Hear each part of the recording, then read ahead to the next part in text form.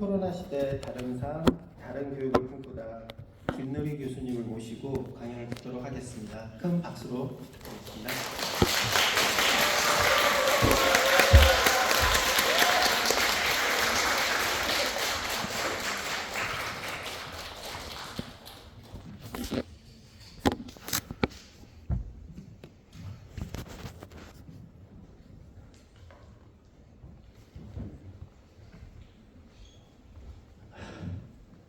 네,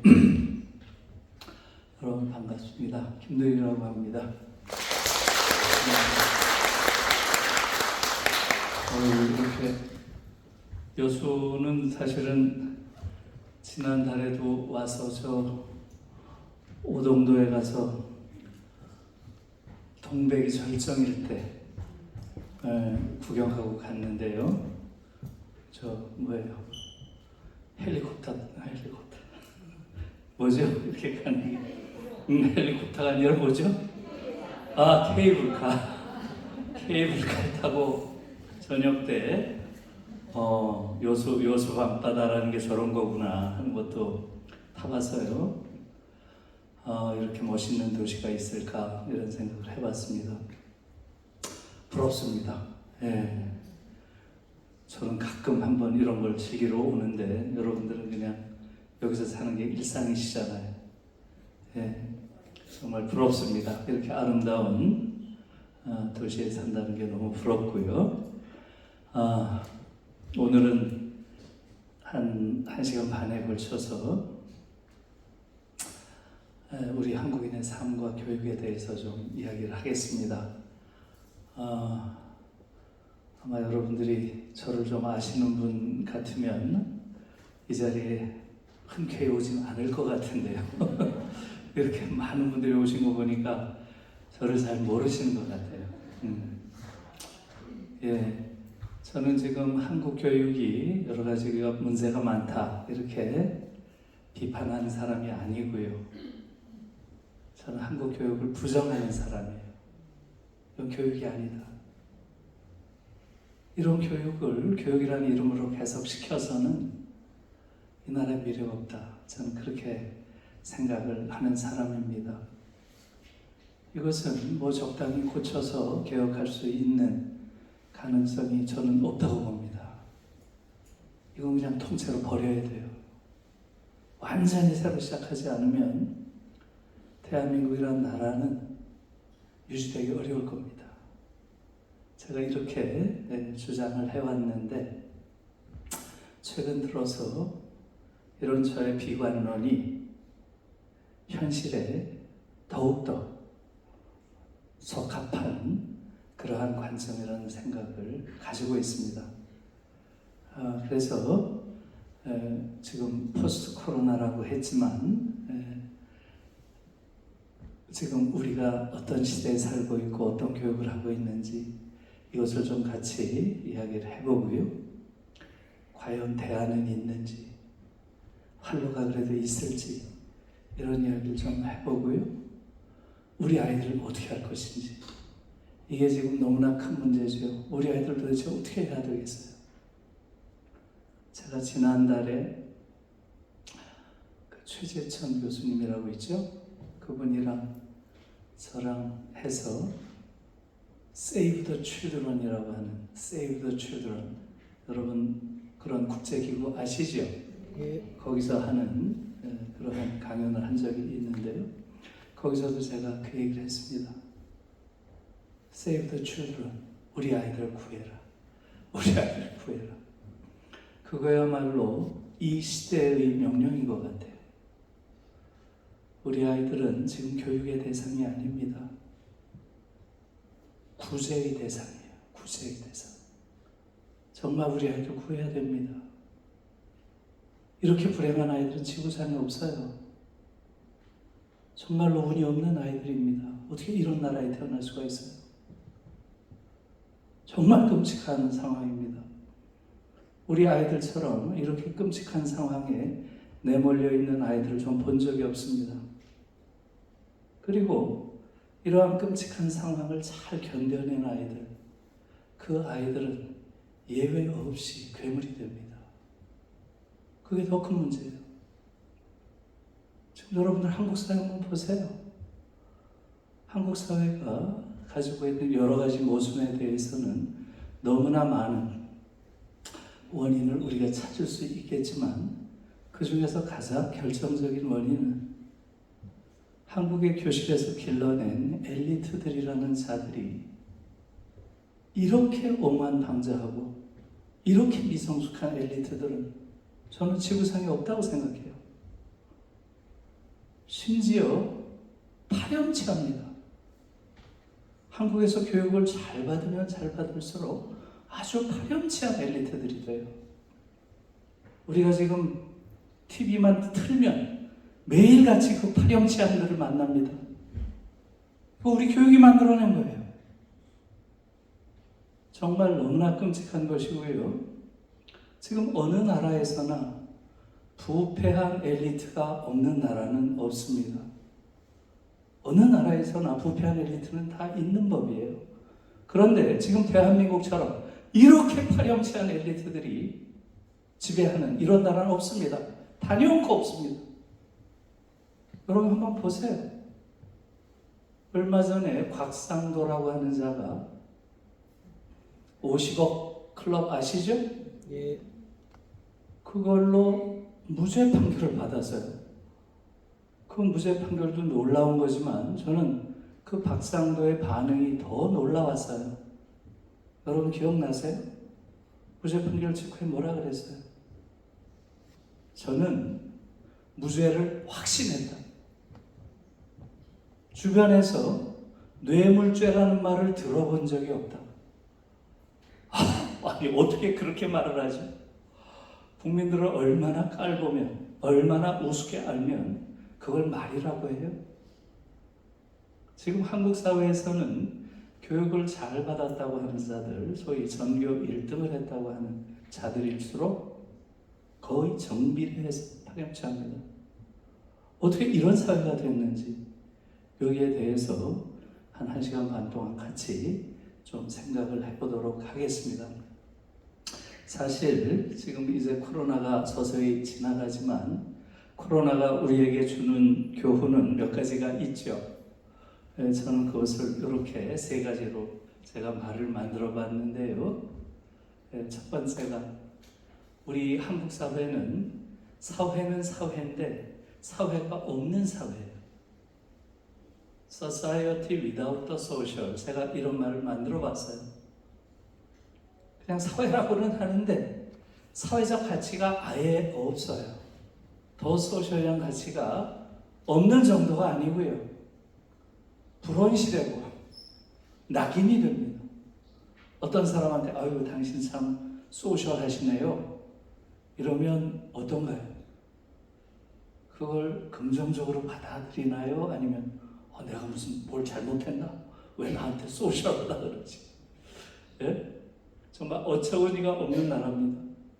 그럼 전 세계에 이런 나라는 없죠. 이것은 전쟁과 그 이후의 냉전 체제가 한국인들에게 심어놓은 가장 잘못된 그러한 인식이죠. 사회적이라는 가치가 아예 없어요. 오히려 그걸 가진 사람들이 낙인이 됩니다.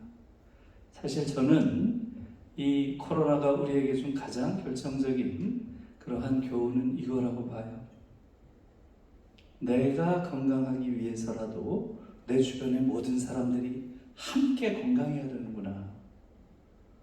내가 행복하기 위해서라도 모든 주변 사람들이 함께 행복해야 되는구나. 이걸 사실 코로나가 우리에게 좀 가르쳐줬다고 봐요. 그런데 이러한 가치는 즉 소셜이라고 하는 가치죠. 사회적이라고 하는 가치는 한국인들이 가장 결여하고 있는 가치고요. 지금도 여전히 결여하고 있죠. 한국인들은 우리가 사는 이 사회를 하나의 정글로 보고 있죠. 무한 경쟁이 벌어지는 정글로 보고 있고 여기서는 살아남느냐 죽느냐라고 하는 생사가 판가름 나는 것으로 생각해요. 다른 사람과 함께 살아야 되고 모두가 함께 행복해야 나의 행복도 가능하다. 이런 생각은 아예 없습니다. 한국인들에게. 교실에서부터 그런 생각을 아예 가르치지 않고요. 교실에서부터 너는 승자가 돼야 돼. 너는 어떤 일이 있더라도 이 전쟁터에서 살아남아야 돼. 이걸 아이들에게 12년 동안 가르치기 때문에 소셜이라는 가치가 아예 없는 사회죠. 그래서 이것은 사실은 너무너무 심각한 수준입니다. 우리에게 소셜이라는 가치가 없다고 하는 것은 이건 뭐 전 세계에 이런 사례가 없어요. 여러분들이 OECD 안에 들어가 보면 우리가 다른 나라와 비교해서 어느 정도 사회적 가치가 없는 나라인지 알 수 있습니다. 소위 소셜 캐피탈이라는 그러한 지표가 있습니다. 사회적 자본. 이것은 한 개인이 사회 안에서 다른 사람과 어떤 관계를 맺으면서 살아가는가 하는 거예요. 한국은 꼴찌 자리를 한 번도 놓친 적이 없습니다. 이 사회적 자본의 가장 중요한 게 뭐겠어요? 네, 사회적 신뢰도입니다. 신뢰도. 이건 뭐 압도적 꼴찌예요. 압도적 꼴찌. 또 뭐 이런 지표도 있어요. 어려운 일이 생겼을 때 찾아가서 믿고 의지할 만한 사람이 있는가? 예? 소위 의존도죠. 예. 이것 또한 한 번도 꼴찌 자리를 잃어본 적이 없어요. 정말 끔찍한 지표들입니다. 그리고 사실 더 중요한 것은 이것도 국민들이 잘 모르는 부분이에요. OECD 국가 중에서 가장 국가가 아무것도 안 하는 나라예요. 그거 아세요? OECD 국가 중에서 가장 국가가 무책임한 그러한 나라가 대한민국이에요. 대체로 큰 정부, 작은 정부 이야기 많이 하죠? 예, 어떻게 합니까? GDP에서 국가 예산이 차지하는 비율이 어느 정도냐? 이거 가지고 보통 하죠? 예. 지금 유럽의 대다수의 나라들은 몇 프로 정도 됩니까? GDP 대비 국가 예산이 전체 GDP에서 차지하는 비중이 얼마나 될까요? 여러분 생각엔 어느 나라가 가장 큰 정부일 것 같아요? 어디일 것 같아요? 예, 덴마크, 스웨덴, 뭐 이런 데일 것 같죠? 대체로 스칸디나비아. 그런데 의외로 아닙니다. 예, 프랑스가 계속 1위예요. 프랑스가 놀라운 나라예요. 사실은 프랑스는 대체로 50%가 항상 넘습니다.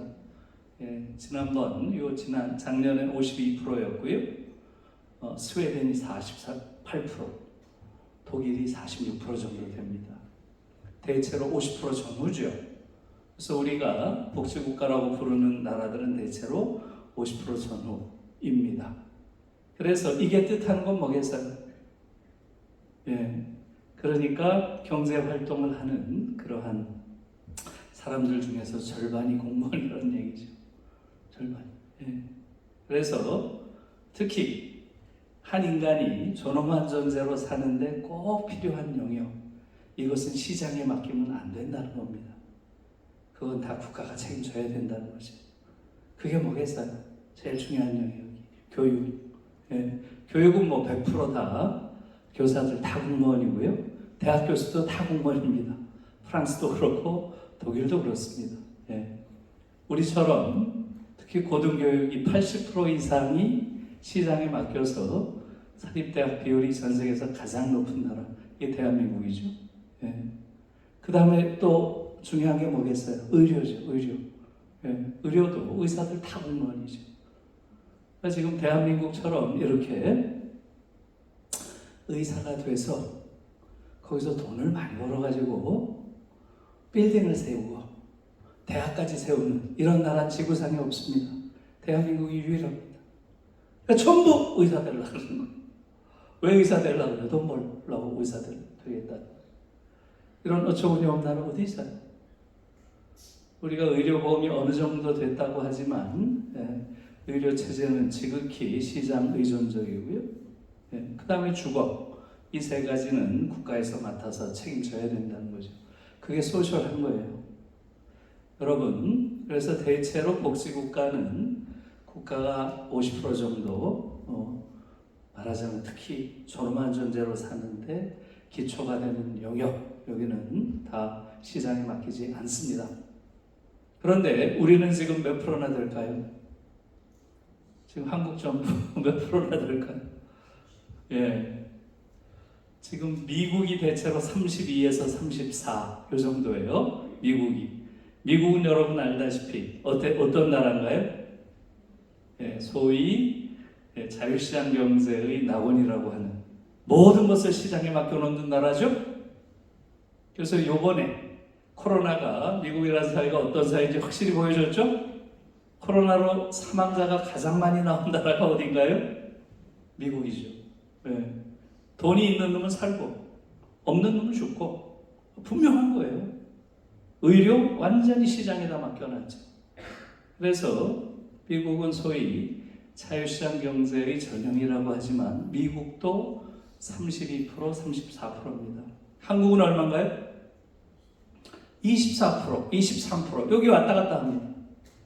프랑스의 절반도 안 돼요. 가장 작은 정부입니다. 이게 지금 한국 사회가 이렇게 끔찍한 헬조선이 된 중요한 이유 중에 하나죠.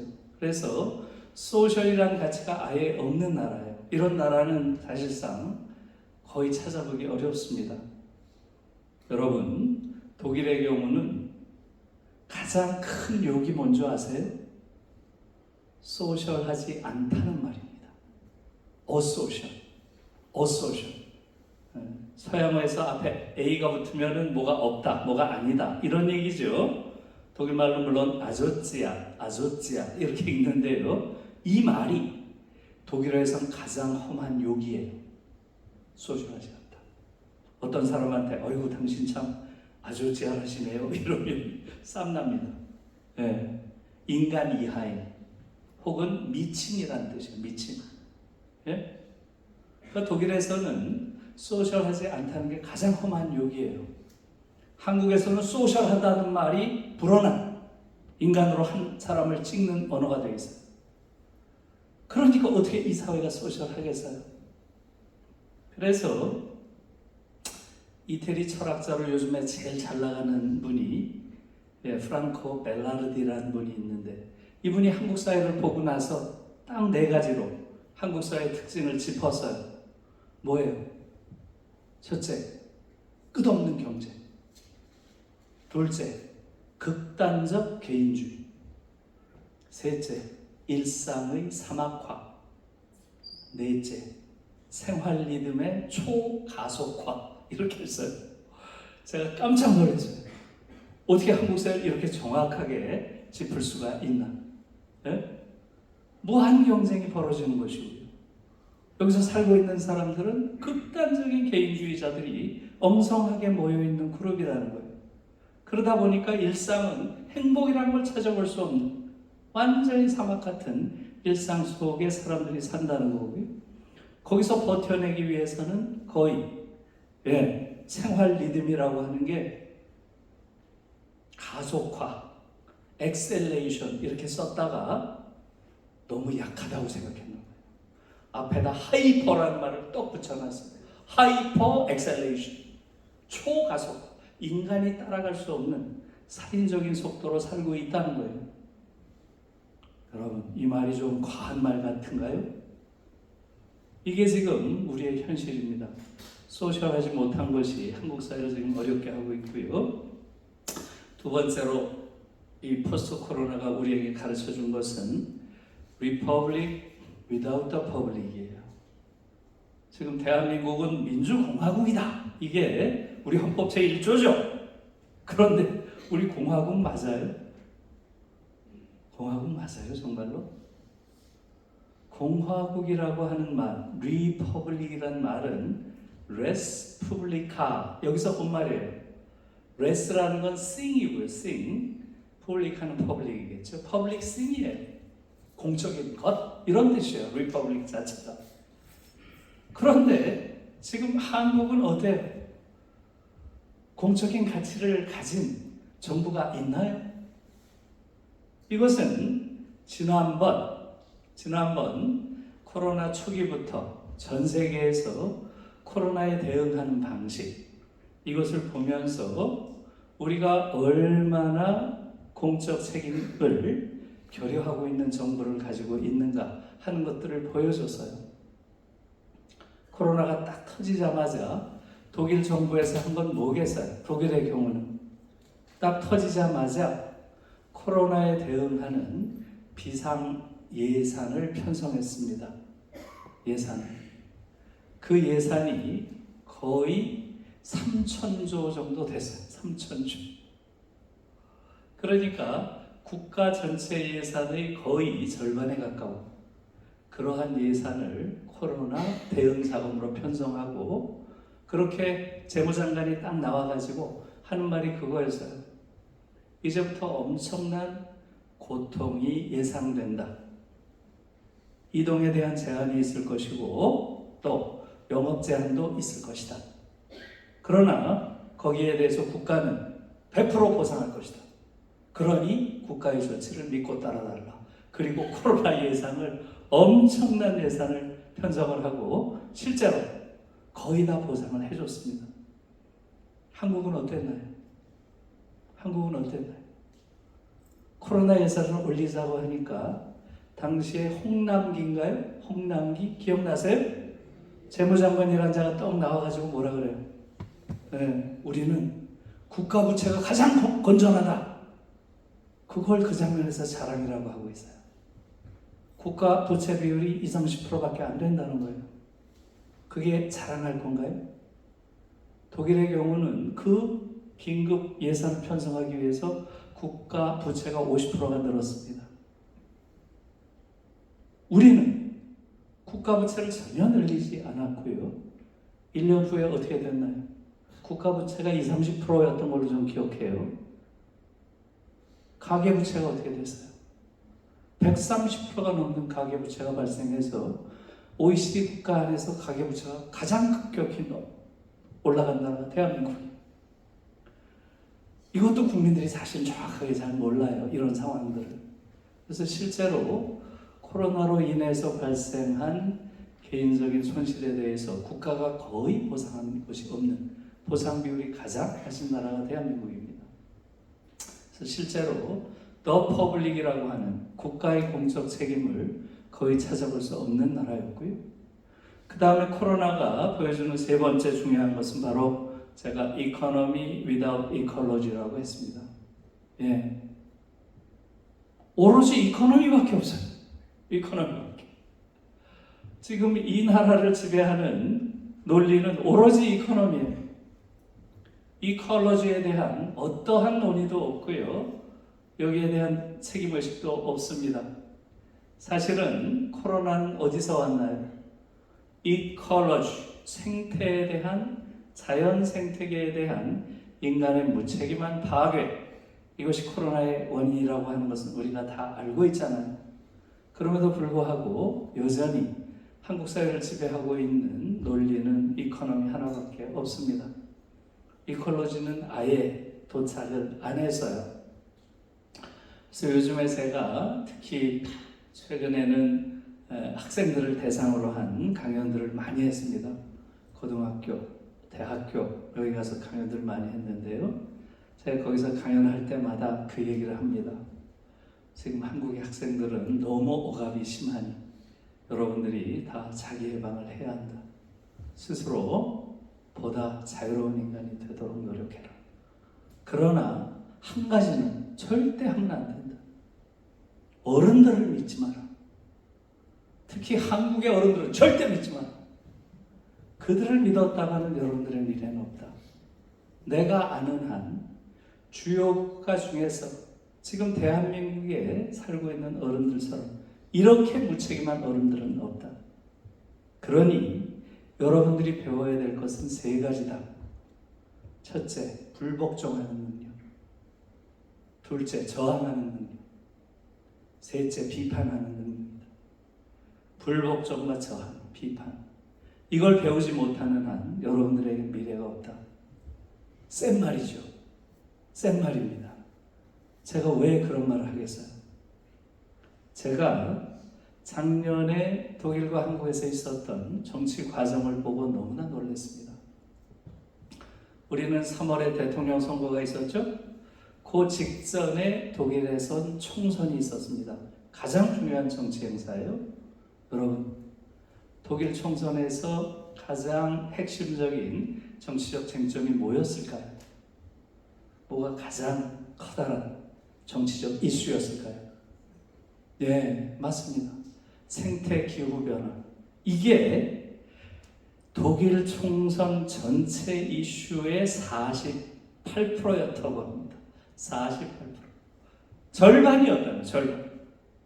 그리고 가장 많이 나온 말이 미래 세대, 그리고 미래 생명에 대한 책임.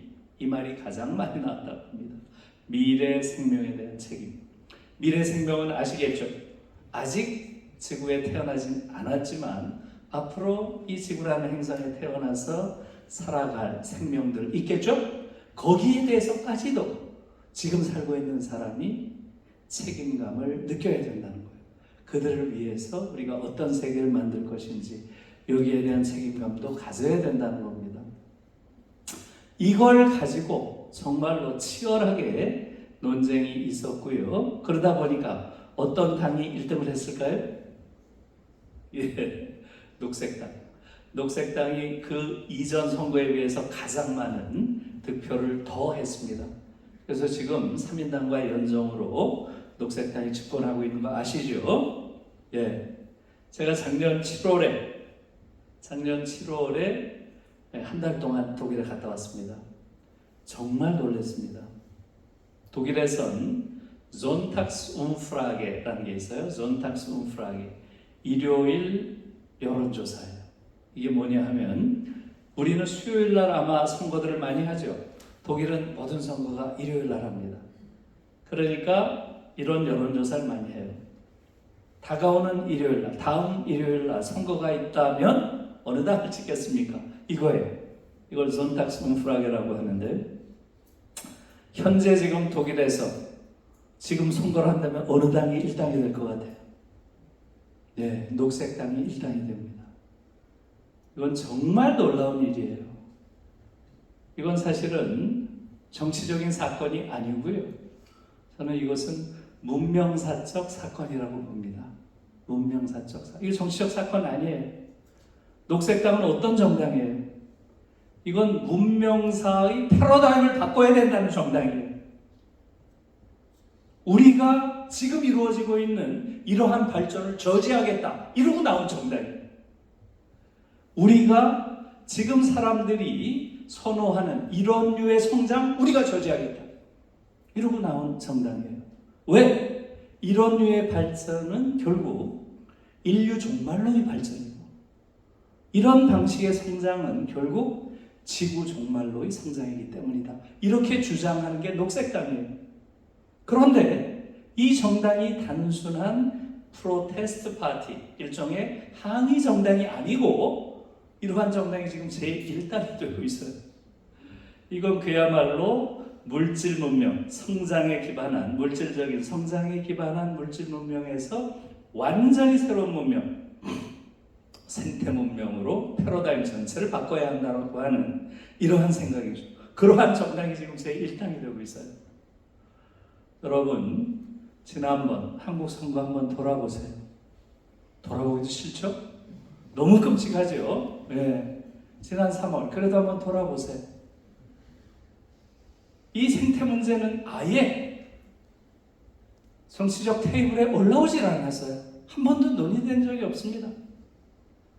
그러니까 독일에서 미래를 위한 선거를 했다면 한국은 철저하게 과거를 향한 선거를 한 거죠. 과거에 어떤 놈이 못된 짓을 더 많이 했나? 이걸로 승부가 안 나니까 누구 처가 더 못된 짓을 많이 했나? 이걸 가지고 싸우다 그냥 끝난 거예요. 그러니 이상한 자가 지금 대통령이 돼서 온 국민이 대통령의 입을 걱정하는 이런 어처구니 없는 시대에 우리가 지금 살게 된 거죠. 이게 오늘의 지금 상황입니다.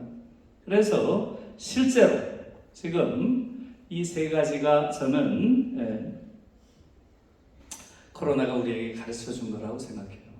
여러분, 지금 독일 아이들의 경우는 82%가 소비할 때 죄책감을 느낀다고 합니다. 이걸 우리와 한번 비교해 보세요. 왜 죄책감을 느끼겠어요? 왜 죄책감을 느끼겠어요? 예, 소비를 한다고 하는 것은 결국은 현재 나의 욕망을 충족시키기 위해서 미래 생명이 살아갈 지구를 훼손하는 행위다. 미래 생명에 대한 책임을 방기하는 그러한 행위라고 생각하는 거예요.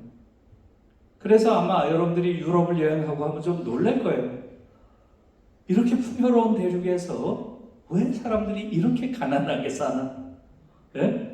탈물질주의라고 하는, 물질을 탐욕하지 않는, 물질로부터의 진정한 의미의 해방, 이것이야말로 미래를 위해서도 또 현재를 위해서도 가장 중요한 것이다. 이러한 생각이 있는 것이죠. 굉장히 가난하게 살죠. 한국에선 탈물질주의라고 하는 이러한 문화가 아예 들어오질 않았어요.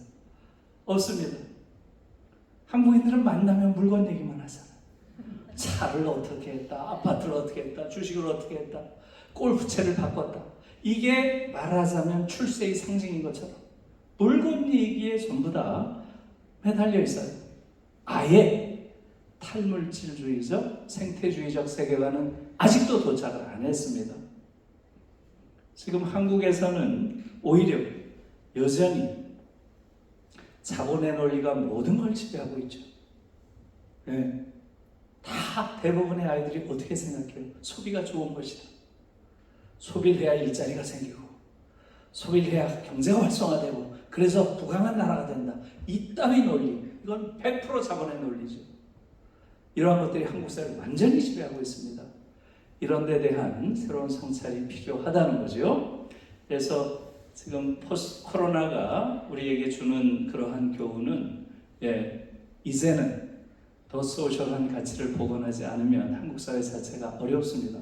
조금 이따 자세하게 좀 이야기를 하겠지만, 그래서 이런 경쟁 교육에서 교육과 관련해서 보면 이제는 연대하는 교육, 다른 사람과 함께 사는 이러한 것이 필요한 것이고요. 그 다음에 국가의 그런 책임성을 강화하는 그러한 요구를 시민들이 국가를 향해서 더 강하게 제기할 수 있어야 됩니다. 저는 그것을 민주시민교육이 더욱 강화되어야 된다, 이렇게 생각을 하고요. 그 다음에 세 번째로 생태교육이 이젠 정말로 강화되어야 하는 그러한 시점이라고 말씀드리고요. 자, 그래서 저는 교육이 앞으로 변하게 된다면 크게 이렇게 네 가지 영역에서 교육이 좀 크게 변화해야 된다고 생각합니다. 지난 100년 동안 이제 대한민국이 새 100년을 맞았는데요. 그 지난 100년 동안의 교육이 능력주의 교육이었다면 이제는 존엄주의 교육으로 바뀌어야 된다. 제 식으로 말하면 메리토크라시에서 디그노크라시로 바뀌어야 된다 하는 것이고요. 그 다음에 우리가 선진국이 된 건 다 아시죠? 우리가 선진국이 됐지만 지금까지는 다 성장을 위해서 모든 것을 집중하는 그러한 교육이었어요. 이제는 성장해서 성숙을 위한 교육으로 바뀌어야 된다는 것이고요. 지금 우리가 코로나, 포스트 코로나 시대가 우리에게 주는 것은 조금 전에 말씀드린 것처럼 이제는 경쟁 교육에서 연대하는 교육으로 바뀌어야 된다는 거고요. 그 다음에 4차 산업혁명 이야기 많이 하죠? 이 4차 산업혁명이 우리에게 요구하는 것은 바로 지식교육에서 사유교육으로의 전환입니다. 그래서 이것은 뭐예요? 여러분, 지금 한국의 학생들처럼 이렇게 고통을 많이 받는 학생들이 없는데요. 공부를 가장 장시간 하는 지구상에서 학생들이 한국 학생들이에요. 그런데 왜 우리는 아이들이 이렇게 공부를 많이 하는데 아마 다른 나라 아이들의 2배 이상 할 거예요. 학문부장 노벨상 하나도 없을까요? 지금 선진국 중에서 학문 분야 노벨상이 하나도 없는 나라는 대한민국밖에 없어요. 왜 그럴까요? 예를 들어서 지금 일본만 해도 학문 분야 노벨상이 몇 명입니까? 28명, 28명. 우리는 일본을 되게 우습게 알죠? 그것도 웃기는 거예요. 일본이라는 나라는 그렇게 간단한 나라가 아니에요. 많은 결함과 또 많은 도덕적 문제를 가지고 있는 나라이지만 그 나라가 가지고 있는 놀라운 장점들이 있어요. 그런 것도 우리가 봐야죠. 그런데 지금 우리가 가지고 있는 가장 결정적인 문제는 바로 우리 아이들이 사유하는 능력이 가장 떨어진다는 거예요. 사유하는 능력이. 이걸 하나만 제가 보여드릴게요. 요거 보세요. 이게 엄청 중요한 거예요. 저는 요걸 빨리 때려부시고 싶어요. 네? 이건 있을 수 없는 이야기예요. 우리 아이들에 대한 모독입니다. 지금 주요 국가 중에서 가장 결정적인 시험, 대학 들어가는 시험이겠죠? 이 시험을 기계가 채점하는 나라는 대한민국밖에 없어요. 정말 어처구니 없는 것이고요. 이것이 한국 교육을 망치는 결정적인 이유입니다. 여러분, 기계가 채점한다는 얘기는 뭐예요? 기계가 채점한다는 얘기는? 네? 답이 정해져 있다. 그렇죠? 네, 답이 정해져 있죠? 그러니까 정해져 있는 정답을 누가 잘 고르는가? 이걸 가지고 똑딱하다 그래요. 그러니까 정해져 있는 정답을 푸는데 익숙한 아이들이 스카이 가는 거예요. 그리고 우리 걔들 똑똑하다고 부르고요. 예, 그게 지금 한국 교육의 현실입니다. 정해져 있는 정답 누가 잘하겠어요? 인간이 잘하겠어요? 컴퓨터가 잘하겠어요? 인간과 컴퓨터가 정해져 있는 정답을 고르라고 하면 누가 잘하겠습니까? 이건 뭐 상대가 안 되는 거죠? 그러니까 한국 교육의 목적이라고 하는 것은 후진 컴퓨터를 길러내는 게 목적이에요. 컴퓨터와 유사한 정도의 그런 낡은 지식을 머릿속에 많이 가지고 있는 그런 아이들 기르는 걸 똑똑하다. 그러니까 창의적인 사유를 하는 아이들이 나올 수가 없어요. 이게 지금 한국 교육의 아주 결정적인 문제입니다. 그래서 지금 이 기계가 하는 이 교육, 제가 그럼 다른 나라는 어떤 교육을 하는지 제가 하나 예를 들어볼게요. 독일에서는 대학교 입학시험이 없어요. 조금 이따 말씀드릴 텐데 고등학교 졸업시험만 봅니다. 그걸 아비투어라고 해요. 이 아비투어 시험 문제를 제가 예를 들어서 여기 지금 이렇게 예를 들라고 가져왔어요. 역사 수업입니다. 독일은 일체 고른다거나 단답형으로 답한 건 없습니다. 모든 게 쓰는 거예요. 그래서 여기 지금 예를 들어서 이런 거예요. 다음에 사료 2를 분석하고 2와 3을 비교하세요. 이렇게 나와요. 여기 이제 역사 문제입니다. 사료 2. 요셉 괴벨스 알죠, 여러분? 예. 요셉 괴벨스의 나치당 집회 연설문이다. 네, 사료가 그거예요. 1933년 함부르크 연설문. 그걸 줍니다. 이걸 분석하라는 거예요. 그리고 또 하나는 똑같이 헬무트 클로츠의 선거 포스터, 모든 것을 파괴하는 자라고 하는 선거 포스터가 1932년, 마찬가지 나치가 막 태동하던 그 시기죠. 32년이니까. 그 시기에 나치를 비판하는 선거 포스터 하나 주고 그 다음에 괴벨스의 연설문을 줍니다. 연설문을 분석하라. 그리고 또 하나는 사료 2와 3을 비교하라. 그러니까 선거 포스터와 괴벨스의 연설문을 비교해서 설명하라. 이렇게 줍니다. 그 다음에 대체로 또 하나 나오는 게 어떤 명제에 대해서 평가하라.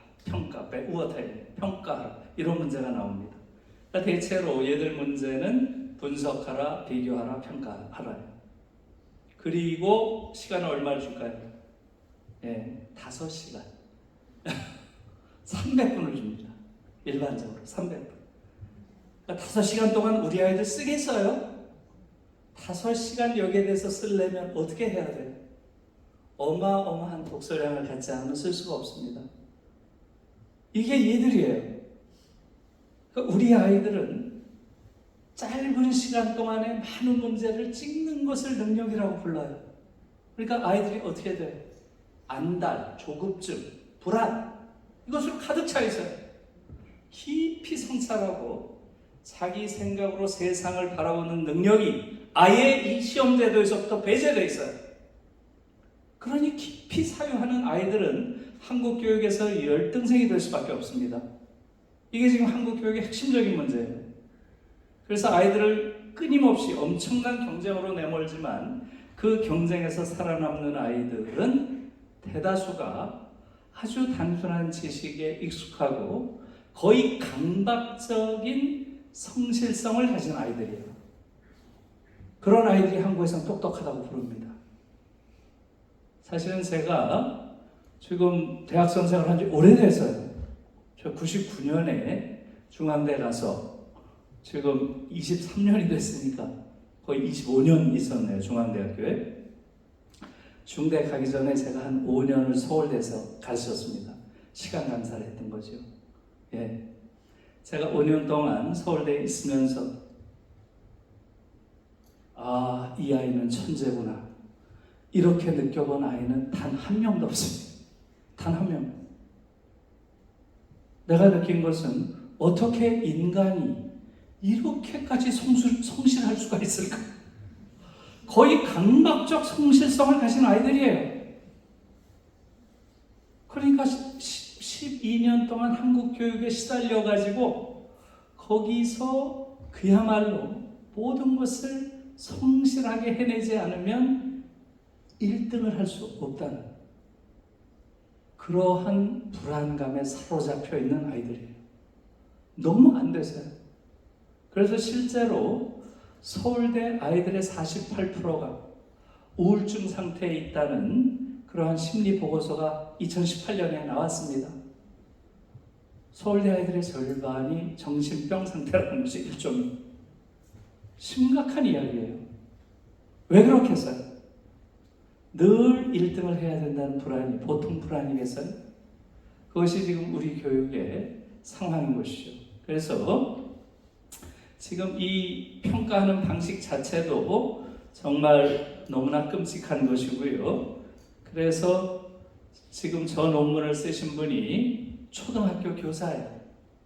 초등학교 교사가 휴직을 하고 하이델베르크를 유학을 가서 4년 만에 저 독일에서의 역사교육에 대한 또 그 평가에 대한 박사 논문을 쓰고 돌아와서 그분이 그걸 저한테 보여주면서 이런 말을 하는 거예요. 자기는 너무나 놀랬다. 어떻게 한국에서는 자기 생각을 단 한 줄도 쓰지 않고 대학에 입학하는 게 가능한 이런 체제가 허용될 수 있느냐. 자기도 독일 가보고 너무 놀랐다. 우린 마킹 쓰는 게 아니라 마킹을 하잖아요. 마킹을 이렇게 찍어내고 자기 생각은 한 줄도 쓰지 않고 대학에 갈 수 있는 그걸 잘하는 아이들을 또 모범생이라고 부르는 이런 사회 속에 우리가 살고 있는 거죠. 그래서 이러한 지금 조금 전에 그런 말씀을 드린 것이고요. 자, 그래서 지금 한국 사회는 조금 이따 말씀드릴게요. 한국 사회는 이 능력주의라고 하는 문제가 한국 사회의 아주 결정적인 문제로 되어 있는데요. 제가 지난번에 지금 한국 사회를 어떻게 볼 것인가 하는 문제를 가지고 작년 1월 2일 날 쌤과 함께하는 프로 아세요? KBS에서 하는 일요일날 그 프로에서 첫 프로를 제가 작년에 했는데요. 혹시 그거 보신 분 있어요? 한번 손 들어보세요. 몇 분 계시네요. 몇 분 안 되네요. 근데 예, KBS 별로 볼만한 프로는 아니죠. 맞습니다. 제가 거기서 대한민국 대전환이라는 주제로 그 강연을 했는데요. 지금 한국 사회는 지금 우리가 어떻게 봐야 될 것인지 이 얘기부터 제가 조금 하고 교육과 관련해서 또 얘기를 좀 해볼게요. 여러분 지금 한국 사회는 어떤 것 같아요? 무언가 지금 불안하고 무언가 동요하고 있고 무언가 안정적이지 못한 이런 상황에 있다는 건 다 느끼시죠? 게다가 이런 위험한 시기에 정말로 기본적인 역량이 심각하게 우려되는 자가 지금 대통령 자리에 앉아 있으니까 모든 사람들이 불안 상태죠. 그리고 지금 사실상 한반도를 둘러싼 이 외교적 정세는 정말로 너무나 삽시간에 악화되고 있고요. 이것이 실제로 현실의 정치로 현실의 전쟁으로 비화할 가능성 또한 대단히 높은 게 사실입니다. 그래서 우리한테 그 위기는 굉장히 현실적인 그러한 상황인데요. 지금 이 상황 속에서 지금 우리가 가지고 있는 가능성과 한계는 어떤 것인지 이걸 조금 객관적으로 볼 필요가 있습니다. 지금 한국 사회는 어떤 사회가 됐나요? 정말 선진국 맞나요? 여러분 어떻게 생각하세요? 선진국이 된 것 같습니까? 아니면 정말로 한국 사회는 특히 밖에서 보면 놀라울 정도로 빠른 그러한 발전을 한 게 분명합니다. 특히 외국인들이 한국 사회를 볼 때 야 정말 놀랍다 이렇게 극찬하는 게 뭘까요? 가장 특히 외국의 지식인들이 가장 극찬하는 것은 민주주의예요. 저는 이걸 정말로 우리가 잘 인식해야 된다고 봅니다. 우리가 지금 이렇게 놓은 이 민주주의는 전 세계가 경탄하는 민주주의예요. 어떻게 아시아에서 이런 정도의 민주주의를 구현하고 실행할 수 있을까? 이 부분에 대해서 전 세계가 놀라고 있습니다. 그 부분을 지금 한국 사회를 변화시키는 가장 중요한 조건으로 우리가 인식할 필요가 있습니다. 여러분, 지금 한국 민주주의는 어느 정도로 평가를 받나요? 2016년에 독일에 아주 세계적으로 권위가 있는 그러한 신문이 디 자이트라고 하는 신문이 있어요. 거기에 이런 칼럼이 실립니다. 이제 미국과 유럽은 한국에서 민주주의를 배워야 한다. 믿어지세요? 이제 미국과 유럽은 한국에서 민주주의를 배워야 한다. 그런 칼럼이 그것도 유럽에서 가장 권위 있는 신문에 실렸다는 게 믿어지세요? 저는 그 칼럼을 보면서 읽는 내내 눈물이 흘러가지고 읽을 수가 없었어요. 사실 지금 제 연배가 되는 지금 60 전후한 분들은 제 말의 의미를 금방 이해하실 겁니다. 저는 대학을 다니는 내내 육군 소장들과 함께 지냈어요.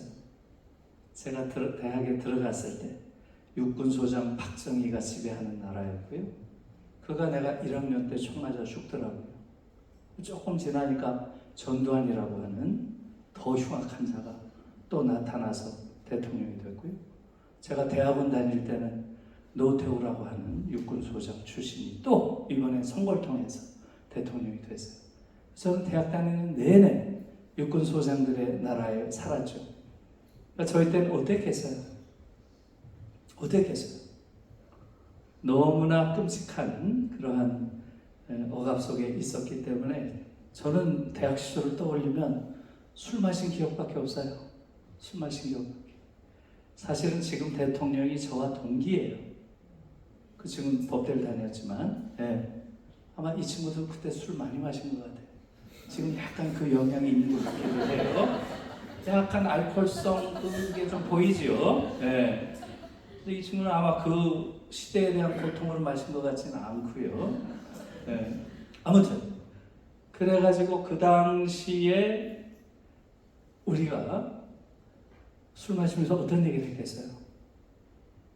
우리가 죽기 전에 내 손으로 대통령을 뽑는 이러한 날이 올까? 이런 말을 많이 했어요. 너무 암울하니까. 그럼 뭐라 그랬어요? 야, 그런 날이 오겠니? 절대 안 와. 대부분 다 그렇게 얘기를 하던 시절이에요. 그래서 정말 끔찍한 독재 시대였던 거죠. 그런데 그때 우리가 가장 부러워했던 게 어디겠어요? 우리는 언제 저 미국처럼 저 유럽의 저런 선진국들처럼 저런 민주주의를 해보나 이렇게 부러워했던 거죠. 그런데 살아생전에 2016년 12월 6일이에요. 날짜까지 제가 기억을 해요. 독일의 그런 권위 있는 신문에서 이제 유럽과 미국이 한국에서 민주주의를 배워야 한다니 그게 도대체 있을 수 있는 얘기예요? 예, 정말 너무나 놀라운 이야기고 그래서 제가 막 눈물이 흐르는 걸 주체할 수가 없었습니다. 사실은 여러분 그게 무슨 얘기였겠어요? 2016년 기억나세요? 미국에서는 어떤 일이 있었나요? 도널드 트럼프, 그죠? 네.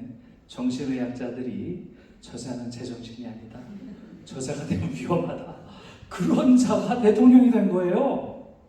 정말 상상할 수 없는 일이 미국에서 벌어졌고 이건 뭐 미국 민주주의의 위기라고 다 얘기를 했죠.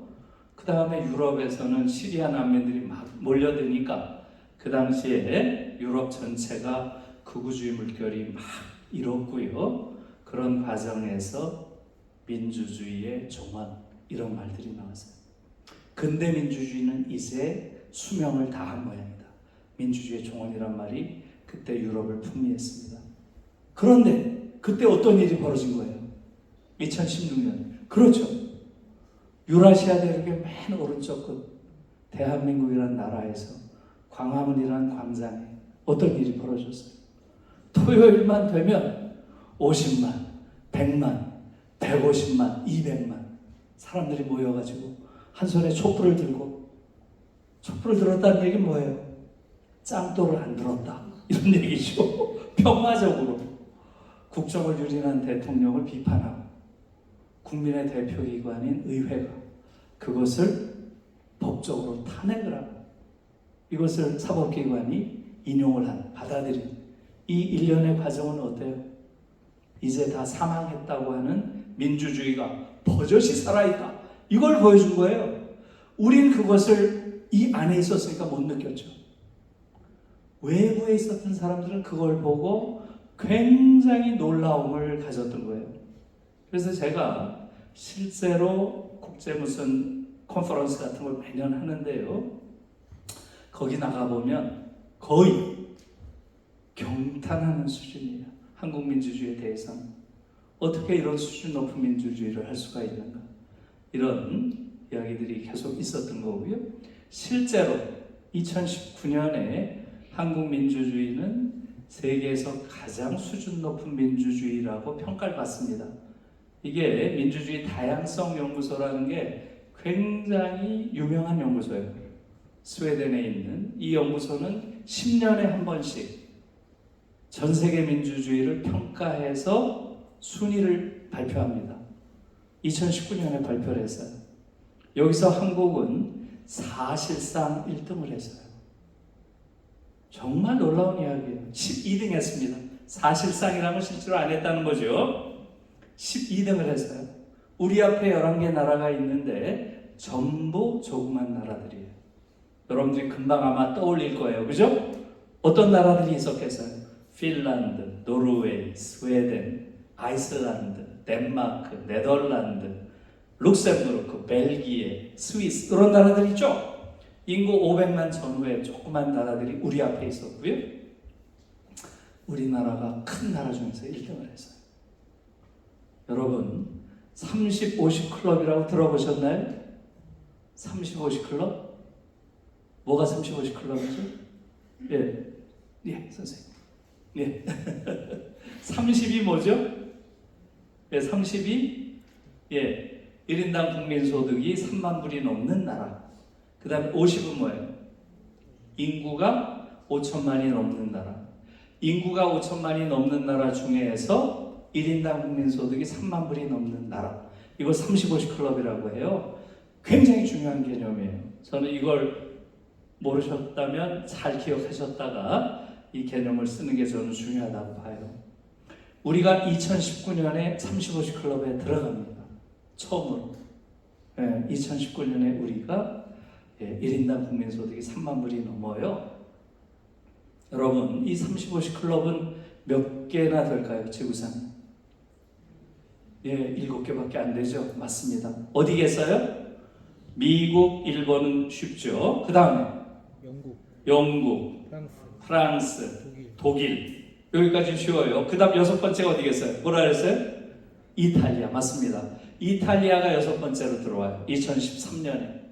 그리고 우리가 2019년에 3만 불이 넘어서 7번째로 들어갑니다. 이렇게 7개밖에 없어요. 이건 정말 사실 자랑스러운 것이고, 우리를 뺀 나머지 6나라가 어떤 나라인가요? 우리가 대체로 선진국 하면 떠올리는 그런 나라들이죠. 그 대열에 우리가 확실히 들어가는 거예요.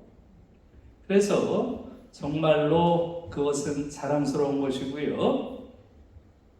우리가 2019년에 30, 50 클럽에 들어갔을 때 다른 나라에서 되게 많이 보도됐어요. 오히려 우리나라에서 이걸 그렇게 크게 강조하지 않은 게 저는 좀 이상하다고 생각을 했어요. 그래서 우리가 2019년에 이게 발표됐을 때 제가 가까운 독일 교수가 저한테 연락을 취해왔어요. 야, 언론에서 내가 봤다. 너희들 7번째로 들어갔다고 하는데 정말 축하한다.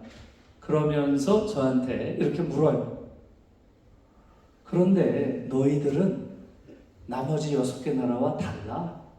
그걸 아니? 이렇게 묻더라고. 여러분, 뭐가 다르겠어요? 뭐가 다를 것 같아요? 우리는 나머지 6개 나라. 누가 한번 생각해 보세요. 제국주의 안 하는 거. 맞습니다. 맞습니다. 제국주의. 그분이 딱 그 말을 해요. 기베르기 셀이라고 세계적으로 잘 알려진 사회학자예요. 이분이 딱 그렇게 얘기를 해요. 나머지 6개 나라는 전부 제국주의의 과거를 가진 나라들이야. 너희 나라만 제국주의 과거가 없이 오늘날 세계에서 가장 빼어난 선진국에 합류한 거예요. 이렇게 얘기해요. 그러면서 너희들은 그런 의미에서 제3세계 등불 같은 그러한 나라야. 이렇게 이야기를 합니다. 정말 저도 그 생각을 못했어요. 결국 제국주의 과거를 가졌다는 얘기는 다른 나라를 침략해서 약탈하고 지배했던 이러한 과거를 다 가진 거죠. 우리만 없는 거예요. 그것처럼 자랑스러운 게 어디 있어요? 그래서 제3세계 그야말로 큰 희망의 등불이 됐다는 거죠. 이 정도로 실제로 지금 한국에 대한 평가는 굉장히 높습니다. 거기에 대해서 우리가 자부심을 가질만 하고요. 나는 실제로 제 주변에 있는 외국 그 교수들 중에서 오징어 게임을 보고 감동했다. BTS를 보고 감동했다. 이런 사람 못 봤어요. 사실 우리 대중문화가 그렇게 세상을 감동시켰나? 그건 잘 모르겠습니다. 여러분, 오징어 게임, 기생충, 지옥, 또 뭐죠? 최근에 나온 건 글로리, 더 글로리. 이런 것들이 정말 자랑스러운 일인가요? 여러분, 다른 어느 나라에서도 오징어 게임 같은 거 못 만듭니다. 그런 참혹한 상상력을 가질 수가 없어요. 우리만 가질 수 있죠. 우리는 매일매일 오징어 게임이니까. 우리의 일상이 오징어 게임이잖아요. 사실은 하루하루가 아우슈비츠 아닌가요? 그러니까 사실 그게 정말 자랑스러운 것인지 사실 잘 생각해야 됩니다. 똑같은 자본주의 국가지만 지금 한국 사회처럼 이렇게 참혹한 수준의 자본주의를 일상적으로 체험한 나라는 없습니다. 세계에서 가장 약탈적인 자본주의 사회가 지금 한국 사회고요. 그걸 국민들이 사실은 잘 알 필요가 있습니다. 어쨌든 그건 이제 우리가 가지고 있는 문제이고요. 지금 말씀드린 것처럼 이 두 가지가 너무 중요한 거예요. 지금 전 세계가 감동하는 민주주의를 우리가 이루었고요. 또 어마어마한 물적 풍요를 누리고 있습니다. 지금 우리나라가 얼마나 잘 사는지 하는 걸 저도 가끔 외국에 나가면 느껴져요. 외국에 나가면. 정말로 제가 작년 7월에 갔다 왔다 그랬죠. 독일 가서 너무나 놀랐어요. 독일의 아우토반이라고 아시죠? 독일은 고속도로를 아우토반이라고 하는데요. 여기에 좋은 차들이 많이 다니죠. 그런데 한국 차가 너무 많은 거예요. 정말 놀랐습니다. 외국 차 중에 가장 많은 차가 한국 차예요. 현대, 기아 이 두 개의 차들이 너무나 많이 달려요. 또 가전제품 하는 데를 가봤더니 TV 중에서 가장 좋은 게 뭐겠어요, 여러분? 네, LG OLED라고 하는 거. 그게 가장 비싸요. 그 다음에 삼성, 그 다음에 독일의 그룬디히에.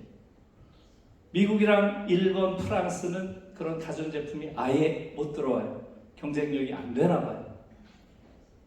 뭐 핸드폰도 삼성께 가장 좋은 것이고요. 정말 놀랐어요, 저는. 뭐 냉장고, 세탁기 다 마찬가지입니다. 제가 30년 전에 독일에서 공부할 때는 우리 수출품이 있었을까요? 없었을까요? 있었습니다. 골드스타라고 들어봤어요? 골드스타? 네, 추억의 이름이죠? 네, 골드스타라고 하는 TV가 최저가 TV였어요. 그래서 유학생들은 다 골드스타를 봤습니다. 그런 나라가 지금 어마어마하게 잘 사는 나라가 돼서요. 그러니까 정말 자랑스러운 일이죠. 정말 자랑스러운 일이에요. 지금 전 세계가 경탄하는 그런 민주주의를 이뤘고요. 또 경제적으로 대단히 풍요로운 나라가 됐습니다. 그런데 우리의 일상을 돌아보면 그 이면이 너무 어둡죠. 여러분 다 아시죠? 시간이 없으니까 짧게만 할게요. 그 얘기는. 예, 자살률이 너무 높은 거 아시죠? 예, 이것은 지금 18년째 세계 1위입니다. 2018년 한 해만 2등했어요. 리투아니아 들어보셨어요? 발티에 있는 인구 100만밖에 안 되는 조그만 나라예요. 그 나라가 우리나라를 한 번 앞섰습니다. 그 나라는 당시에 사회체제가 완전히 붕괴했어요. 이때 굉장히 많은 사람들이 자살합니다. 그때 우리가 한 번 1등 자리를 빼앗깁니다. 그 다음에 또 1등이고요. 작년에 또 1등이에요. 이건 정말 심각한 문제예요. 왜 이렇게 많은 사람들이 자살을 하는지 여기에 대한 근본적인 사회적 논의가 있어야 됩니다. 여기에 대해서 어떤 정부도 이야기를 하지 않아요. 그럼 말도 안 되는 소리만 하고 있어요. 베르테르 효과 여러분 들어보셨죠? 유명인이 자살해서 따라 죽는 거라는 거예요. 이런 부추기만 정부들이 어디 있어요? 전 문재인 정부 하에서 그때도 또 우리가 2019년인가요? 바로 또 1위 자리를 다시 회복해서 또 세계 1위가 된 거예요. 그러니까 그때 KBS에서 뭘 보여줘요?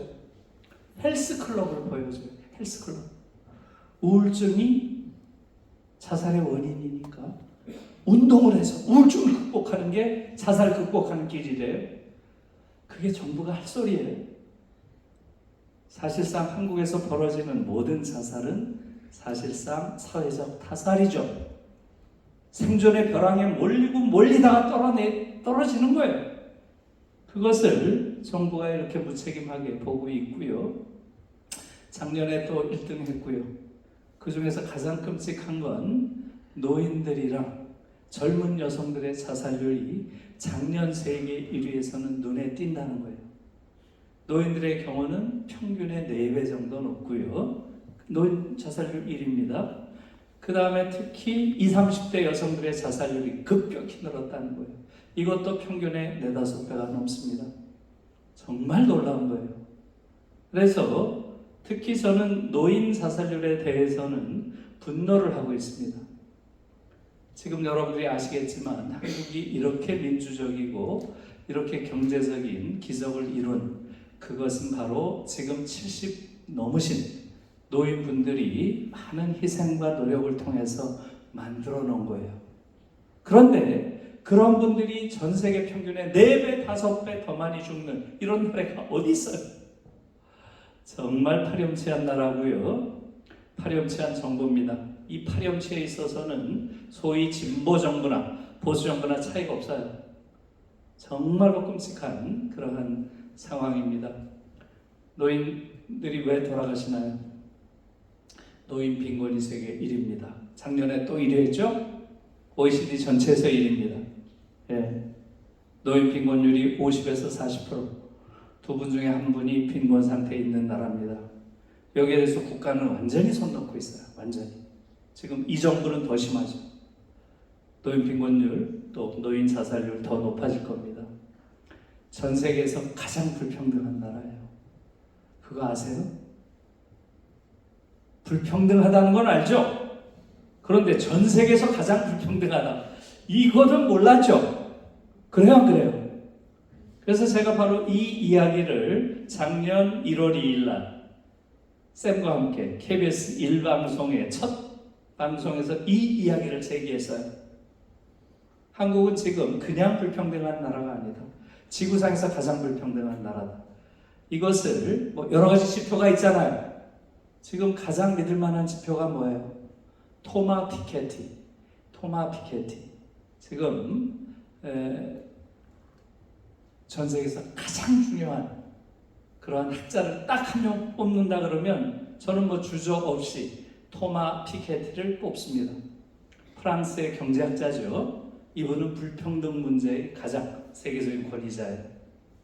파리 경제대학의 교수인데 파리 경제대학 안에 세계 불평등 연구소가 있어요.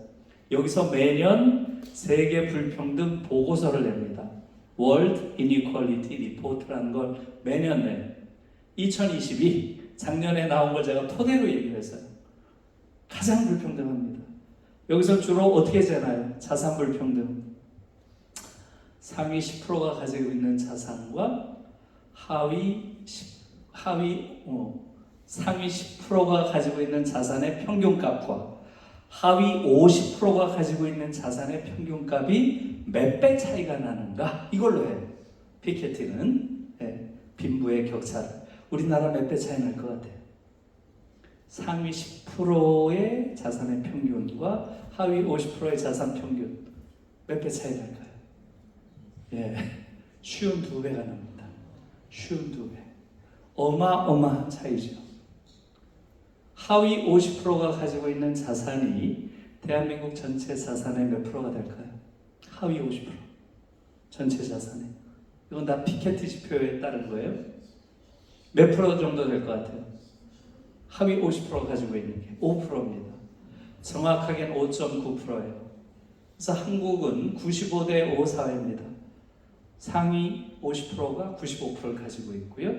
하위 50%가 5% 정도 가지고 있습니다. 어마어마한 불평등이죠. 여러분, 어제 그제 나온 걸 보고 제가 믿어지질 않았는데요. 청년의 순자산 비율. 어제 그제 나왔죠. 그제 한겨레의 신영전 칼럼이라고 여러분 나중에 확인해서 들어가 보세요. 35세 이하를 청년 세대라고 하더라고요. 35세까지를 청년이라고 그렇게 이야기를 하는데요. 35세 이하의 청년 세대의 순자산 비율. 이것이 상위 10%와 하위 10% 사이에 몇 배 차이가 날까요? 이게 2021년 통계더라고요. 상위 10%의 자산과 하위 10%의 자산이 35세까지 젊은 세대에게 있어서 몇 배 정도 차이 날 것 같아요? 350배가 차이 난답니다. 지금 350배 믿어지세요? 그러니까 제가 신영전이 쓴 그걸 한번 들어가 보시라는 거예요. 350배가 차이 난다고 합니다. 지금 한국의 이 불평등은 역사상 유례가 없는 불평등이에요. 그래서 너무나 끔찍한 상황에 지금 우리가 몰려 있고요. 그래서 제가 피케티를 예를 들어서 KBS에서 한 것들은 이것은 오히려 지금 온건한 게 됐어요. 지금 최근에 나온 것들은 훨씬 더 끔찍하고요. 여러분, 왜 제가 이 불평등 문제를 계속 제기했을까요? 제기한 이유가 뭘까요? 작년 1월에 그것도 새해 첫 방송이니까 좀 희망적인 얘기를 해야 되는 그 장면에서 왜 이런 끔찍한 이야기를 했을까요? 예, 저는 의도가 있었습니다. 의도가 뭐였겠어요? 3월에 대통령 선거를 했잖아요. 3월에 대통령 선거를 하기 때문에 저는 이 문제를 대통령을 하겠다는 자가 반드시 다뤄야 될 문제라고 강조하려고 불평등 문제에 맞춰가지고 제가 주로 이야기를 했어요. 여러분들이 다시 보기로 볼 수 있습니다. 여러분, 대통령 하겠다는 자들 중에서 불평등 문제를 제기한 자가 있어요, 없어요? 여러분 잘 보셔야 돼요. 단 한 명도 이 문제 제기하지 않아요. 지금 한국은 사실은 선거를 할 필요가 없는 나라입니다. 똑같은 자들이 나와가지고 똑같은 주장을 하고 있어요.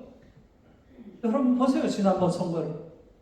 네? 윤석열 공정, 이재명이도 공정, 안철수도 공정, 심지어 대통령 문재인도 공정이에요. 그래요? 안 그래요? 전부 다 공정을 얘기해요. 단 한 명도 불평등을 내가 극복해서 평등한 삶 만들겠다. 단 한 명도 없어요. 왜 그렇겠어요? 왜 그렇겠어요? 모두가 기득권들입니다. 이 공정이라고 하는 것은 신자유주의가 만들어낸 최악의 허위의식이에요. 이렇게 기울어진 운동장에서 공정한 잣대를 대면 누가 이겨요? 뭐 더 이상 말할 필요가 없는 거예요. 이러한 불평등한 구조를 바꿔야죠. 평등한 것으로. 어느 나라에서나 이것은 어려운 게 아니에요. 어떻게 평등한 국가를 만들죠? 어떻게 만들어요? 그건 뭐 어느 나라에서나 다 공인된 처방전이 있죠? 뭐겠어요? 정의로운 조세. 다 정의로운 조세로 만드는 거예요. 어느 나라나. 그러니까 부유세, 증세 이걸 통해서 이러한 어마어마한 불평등을 내가 풀어내겠다. 그런 자가 단 한 명도 없잖아요. 정말 어처구니 없는 거예요. 예, 정의당의 심상정 정도가 조금 이야기한 것 같아요. 정의당. 예? 그 이외에는 예, 이러한 문제를 제기하지 않는 게 지금 한국이었죠. 그래서 이 불평등 정도는 굉장히 심각한 수준이고요. 그 다음에 보세요. 노동자들에 대해 어제 분신한 노동자가 돌아가셨다고 합니다. 노동자의 상황이 너무나 끔찍한 나라예요. 이런 나라 어디에 있나요? 산업재해 사망률, 이건 23년째 일입니다. 여러분 아셔요? 중간에 3번 2등했어요. 요 3번 빼고는 계속 1등. 작년 또 1등이죠. 얼마나 죽나요? 2000년에서 2020년까지 20년 동안 4만 6천 명이 죽었어요. 1년 평균 2200명 이상의 노동자들이 일하다 죽습니다. 이런 나라가 어디 있어요? 정말 끔찍한 상황이고요. 그래서 이러한 상황이 지금 대한민국의 가장 큰 문제입니다. 남성과 여성 사이의 불평등과 차별이 너무 커요. 이것도 OECD 38개국 중에서 계속 1등입니다. 유리천장 지수라고 보통 부르죠. 이게 적용된 게 9년 됐습니다. 한국은 9년 동안 단 한 번도 1등 자리를 놓친 적이 없어요. 지금 어느 정도 차이가 나나요? 동일 노동에 대해서 남성들이 100만 원 받을 때 여성들은 얼마 받죠? 예, 65만 원 받습니다. 35%씩 받아요. 여전히. OECD 안에서 최악의 차별입니다. 그게 지금도 계속되고 있어요. 그러다 보니까 아이들 안 낳죠. 0.78 이건 다 아실 거예요. 지금 지구상에서 가장 출산율이 낮은 나라고요. 그러니까 젊은 아이들은 82%가 이 나라는 지옥이다. 헬조선이다. 이렇게 얘기를 하고 있고요. 75%가 이 나라에 미래가 없다. 이 나라를 뜨는 게 답이다. 탈조선이란 말에 동의한다고 합니다. 여러분, 이게 지금 한국 사회에 우리가 던지는 질문이에요. 너무나 놀랍고 불가사의한 나라가 된 거예요. 이렇게 훌륭한 민주주의를 이루었고 이렇게 경이로운 경제성장을 한 거예요. 다시 말하면 좋은 사회를 만들 수 있는 제도적, 물적 조건을 다 갖추고 있어요. 그렇죠. 제도적 조건 민주주의, 물적 조건은 경제성장이죠. 이제 이걸 잘하면 좋은 사회를 만들 수 있어요. 그런데 우리의 삶은 실제로 어때요? 너무나 끔찍한 지옥으로 전락하고 있어요. 이걸 어떻게 봐야 돼요? 여러분, 제가 지금 이 묘사한 부분에 대해서는 대부분 동의하시나요? 네. 그러면 이 불가사의한 현상을 어떻게 봐야 돼요? 이렇게 민주주의도 잘했고 이렇게 엄청난 경제성장을 했는데 왜 우리는 불행 속에 사나요? 여러 가지 원인이 있겠죠. 여러 가지 원인이 있어요. 그 중에 결정적인 원인이 저는 교육에 있다고 봐요. 잘못된 교육이 지금 한국 사회를 망치고 있습니다. 교실에서부터 완전히 왜곡된 인성을 가진 그러한 아이들이 자라고 있습니다. 그것이 한국 사회를 얼마나 끔찍한 사회로 만들어 가는지를 우리가 매일매일 체험하고 있습니다. 한국 교육에 잘 적응한 아이들은 어떻게 돼요? 아까 말씀드린 것처럼 거의 예외 없이 아주 미성숙하고 오만한 엘리트들이 됩니다. 대다수의 아이들, 99%의 아이들이 인생을 시작하기 전부터 자기 자신을 패자라고 인식합니다. 열등감, 패배감, 무력감, 좌절감,